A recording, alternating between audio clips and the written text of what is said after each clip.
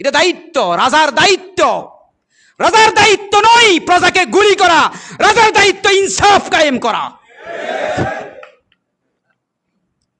আপনি প্রজার টাকায় বুলেট কিনে প্রজার বুকে চালাইবেন, এই সাহস আপনাকে কে দিয়েছে? আপনাকে।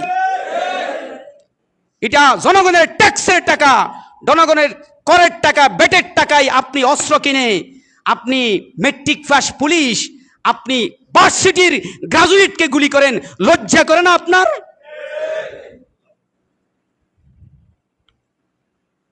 আল্লাহ হেদায়েত দান করুক, আমিন বলেন।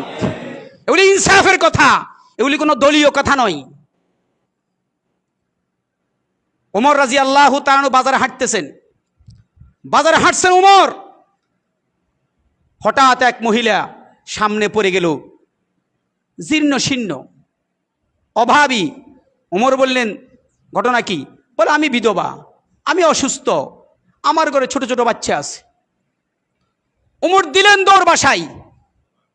বাসায় গিয়ে ওনার যে উটটা ছিল,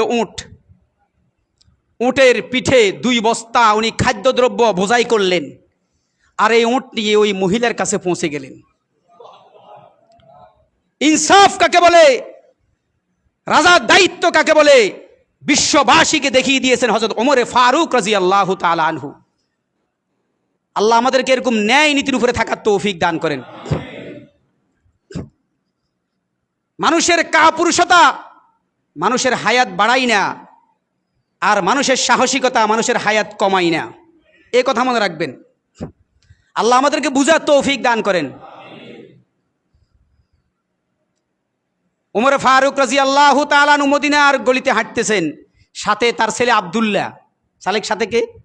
হঠাৎ দেখলেন ছোট্ট একটা মেয়ে পড়ে যাচ্ছে, গায়ের পোশাকগুলি অনুন্নত, পোশাকগুলি ছিঁড়া ফাটা, অনুন্নত পোশাক। ওমর আব্দুল্লাহকে জিজ্ঞাসা করলেন, এই মেয়েকে? আব্দুল্লাহ বলতেছে, এটা তো আপনার মেয়ে। কি বলতেছেন? আমার মেয়ে মানি?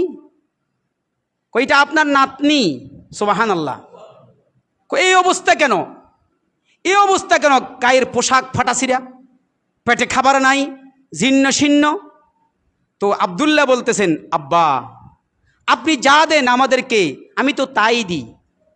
উনি অর্ধজাহানের খলিফা, অর্ধজাহানের। আব্দুল্লাহ তার ছেলে আব্দুল্লাহ বলতেছে, আব্বা আপনি যা দেন আমাদেরকে আমরা তো তাই দিই। ওমর ফারুক বললেন, হে আব্দুল্লাহ, তুমি নিজে পরিশ্রম করো, পরিবারের হক আদায় করো, পরিশ্রম করো, জনগণের জন্য যতটুকু বরাদ্দ, তুমি আব্দুল্লাহ আমার ছেলে হইতে পারো, তোমার জন্য অতটুকুই বরাদ্দ, এর বেশি কিছু পাইবে না তুমি। এখানে কোনো কোটা চলে না, এখানে কোনো কি চলে না?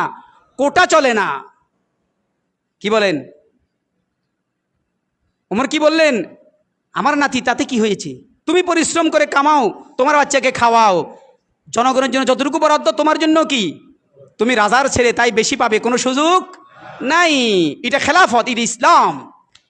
আল্লাহু আকবার। ওমর খুতবা দিচ্ছেন। ওমর কি দিচ্ছেন? এক লোক দাঁড়িয়ে গেল, দাঁড়ান, খুতবা বন্ধ করেন। সুবহানাল্লাহ বলেন। ওমর খুতবা বন্ধ। কি হয়েছে বলেন? সবাই পেল একটা একটা চাদর রাষ্ট্রীয় কোষাগার থেকে, আপনার কাছে 2টা কেন? সুবহানাল্লাহ। আপনার কাছে 2টা কেন? জবাব দিতে হবে। জনগণের কাছে কি দিতে হবে? কে দিবে? রাজা। রাজা প্রজার কাছে জবাব দিবে। ইসলাম। সুবহানাল্লাহ। দায়বদ্ধতা আছে না নাই? আপনার কেন 2টা? আমরা তো সবাই একটা। ওমর ফারুক রাদিয়াল্লাহু তাআলা বললেন, আব্দুল্লাহ তার ছেলে, দাঁড়াও। দাঁড়ালেন আব্দুল্লাহ, বলো আমার কাছে কেন 2টা এসেছে? আব্দুল্লাহ বলেন যে, আমার আব্বার গায়ে শুধু একটা চাদর ছিল, আজকে জুমার দিন খুতবা দিবে আমার বাবা, অতিরিক্ত চাদর নাই, আমারটা আমার আব্বাকে দিয়েছি, ফলে 2টা হয়েছে। আমার আব্বা 2টা নেন নাই। আর আমাদের রাষ্ট্রীয় কোষাগার খালি করে সব বিদেশে পাচার হয়ে যায়। আগে শুনতাম মাল রপ্তানি হতো, এখন টাকাও রপ্তানি হয়ে যায়।